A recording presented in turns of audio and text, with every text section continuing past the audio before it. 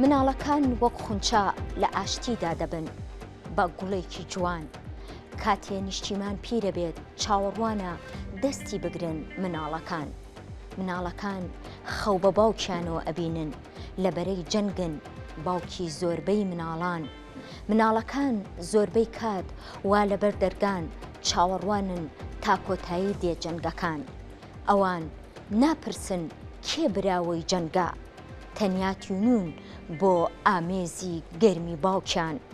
مناڵەکان دەیانەوێت پێ بکەنن لەگەڵ دایشیان لەگەڵ خوشکیان یاری بکەن بچنە کۆڵان. دایانەوێ گوڵ بگرن دەمی تفەنگەکان. کرێن بە گوڵدانی گوڵ قەوانی گوڵ تۆپەکان.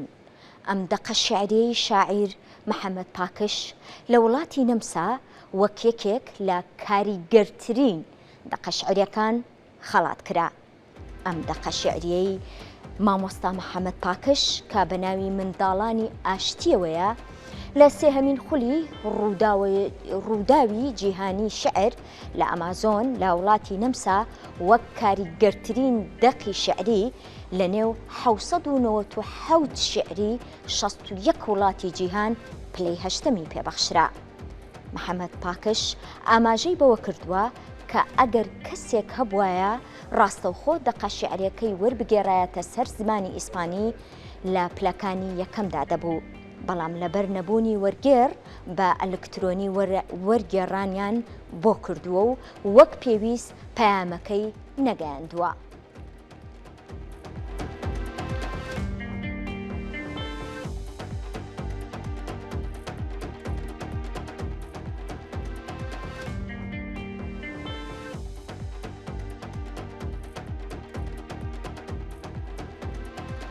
زۆر بەڕێز محەممەد پاکش لەگەڵمان ئامادەیە و گفتوگۆی زیاترەکەی. مامۆساگیان بەخێربەی. زۆر سپاس. سپاس بۆ ئامادەبوون سەرەتا زۆر پیرۆزبایی و لێەکەم. هیوای سەرکەوتنی زیاتر و هیوای ئەوەم کە شعرەکانت بگاتە لووتکەی هەموو جیهان. زۆر سپاس. زۆر سپاس. وەک شاعیرێکی کورد هەستە چۆن بوو کاتێک شعری مناڵانی ئاشتی لە نێودەیان وڵاتان و هەروەها شاعیراندا پلەی هەشتەمی پێبەخشرا. ئێمە کوردین، کورد نەتەوەیەکە هەمیشە زۆر بە زووی دڵخۆشە بێ و زۆر بە زوویش خەمناکە بێ. زۆر دڵخۆش بووین بەوەی کە ئەو ڕیزبەندەی هێنا. منم پێم وایە دوایین شاعیر بووم کە دەقەکەم ناچونکە یەکەم وەرگێڕمان دەستنەکە و دووەم زۆر ئارەزوی پێشبڕکێشتم نییە و زۆر بە دواشیان ناچم. بەڵام پیان وتم ئەم پێشبڕکێیە بۆ گرنگترین کاریگەری شعر لەسەر خوێنەر دادێت. ئەمەوێ ئەوەش بڵێم بە هەموو ئەو هاوڕێیانەی کە گویان لێمانەوە ئەمان بینن، من لەم شوێنەیە نەهاتوم بۆ پاڵەوانکردنی خۆم و هاتووم بۆ هاندانی بەشداریکردن. ئێوە چەند بڕوانامەیەک و چەند ڕێزنامەیەکتان لەسەر شاشەکە بۆ من پەخش کردووە، نزیکی 50 پەیجی عەرەبی کە من بەردەوام شعریان بۆ نێرم، هەیانە 500 خوێنەری هەیەیان 5000 خوێنەری هەیە. ئەمەوێ هانی نووسەر و ئەدیب و شاعری کورد بم هیچ شتێک و هیچ بەشداریەک بەکەم نەزانن، چکە دەریاکان لە دڵۆپی ئاوەکان دروست بوون و چیاکانیش لە دەنچی لمەکان دروست بوون. بۆی ئەمەوێت لێرە پەیامی سەرچیم پاڵەوانکردنی خۆم نیە، پەیامی سەرچیم هاندانەوە پشتیوانیکردنی یەکتریە. ئەگەر وەکو پێویستیش نەتوانین وەرگێڕانی بۆ بکەین، وەکو پێویستیش نەتوانین بڵین لە فڵانشن و لە فڵانشن کاریگەری هەبووە. دەستەکانتان خۆش بێت. شعری مناڵانی ئاشتی پەیامێکی گردوونی و مرۆیی هەبوو و لیژنەی داوەران ئەو خەڵاتە و ئەو ڕێزایان پێبەخشی. بەڵێ یەکەم پێشبڕکێکە یاخود ڕیزبەندیکردنەکە ئەلەکترۆنیە، ئەوە بە هەموو لایەک بزانن چکە ئێمە نەمانتوانی بچین بۆیەوە نەشمانتوانیوە هەمویان ئەو شاعیرانە کۆت بێنەوە. بەڵام ئەوەی کە زۆر گرنگە ئەوەیە ئێمە ویستمان لەو شیعرەیە پەیامی خەونی جوانی مناڵی کورد، ئەم ڕۆژهەڵاتەی کە مێژوێکی زۆر خەمناکی هەیە، ئەم مێژوە خەمناکە بەسەر ئەدەبمانەوە بەسەر هونەرمانەوە بەسەر کەسێتیمانەوە ڕەنگی داوەتەوە ویستمان بە دنیا بڵێن کە خەونی مناڵانی کورد ئەوە نییە لە ناو شەڕا بکوژێن، ئەوە نییە باوکیان بە شەیدی بێتەوە، ئەوەیە کە لە ئامێزی باوکیانە بن و ئەوەیە لەگەڵ دایکیانە خۆشەویستی بگۆڕنەوە، ئەوەیە لەگەڵ خوشکەکەیانە بچنە کۆڵان و یاری بکەن و ئەوەیە کە من کاتی خۆی چوومە وەکو ڕاگەاندکارێک چوومە یەکێک لە کەمپەکانی سەربازگەر لە کەرکووک کە خەڵکی تیانیشتە جێبوو قەوانی گول لە تۆپەکانم بینی مناڵان کردوبیان بە ئەملاولای گۆڵی یاریەکانیان و دایکانی بەردەمی ماڵەکانیش گوڵیان تیاچاند بوو. ئەمە چرۆی کرد لە زەهن و لە بیری مناکە ڕێک بۆ ئەم ڕۆژە ئەبوو، واتە لەو ڕۆژەوە نزیکی 20 ساڵێکە بێ هەڵم گوتۆ بۆ ئەمڕۆ. دەستە خۆش بێت. بەشداریکردنی شاعرێکی کورد چ پەیامێکی ئەدەبی گەیاندا ئەوروپا و جیهان؟ پێش ئێمە خەڵکانی بەڕێزی تر هەبوون لە هەموو بوارەکانی ترا بەشداریان کردووە. کاری ئێمە تەواوکردنی یاخود با بڵین دوو دڵۆپە کردنی ئاوی خزمەت و خەباتە بۆ ناو ئەو پەرداخە ئەوی کە ئەوان لەوانەیە نیویان کردبیان زیاتریان کرد بێ، واتە ئێمە ڕنج و ماندووبوونی ئەوانی تر زۆر بە نرخ زۆر بە ڕێزەوە سەیرەکەین و ئێمەش ئەوەندەی کە بۆمان کرێ خینە سەر خەرمانی خزمەتەکانی ئەوان بۆ ئەوەی بە دنیا بڵین کورد تەنها شەڕ نازانێ، بۆی بە دنیا بڵین کورد تەنها ئاوەرەبوون نازانێ، کورد تەنها ئەوە نییە لە گۆشەیەکە قەتیسی بکەیت و پێی بڵی تۆ تەنها ئەبێ وەکو کۆیلەیەک وەکو سەربازێکی ناوشەڕەکان بژی، بەڵکو ئێمە ئاشتیمان هەیە، بەڵکو ئێمە مرۆڤایەتیمان هەیە، بەڵکو ئێمە خاوەنی ئەدەب و هونەر و نواندنێکی گەورین ئەگەر ڕێگەمان پێ بدەن. لە دوای ئەم سەرکەوتنە بەنیاز نیت هۆنراوەکانت بگێڕێتە سەر زمانی زیندوی دەرەوە؟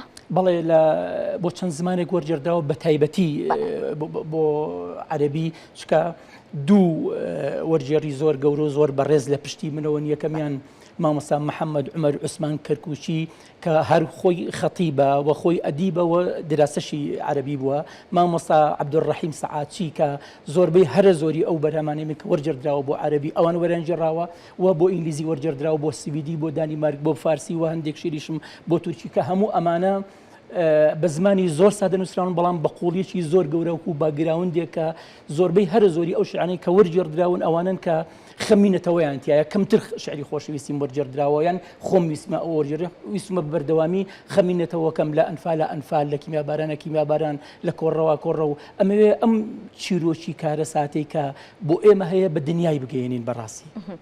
جگە لەم بەشداریکردنەت بەنیاز نیت لە هەر فیستیڤاڵێکی تری دەرەوە ئەم پەیامە مرۆڤانە و نیشتیمانیەت بگەێنیت؟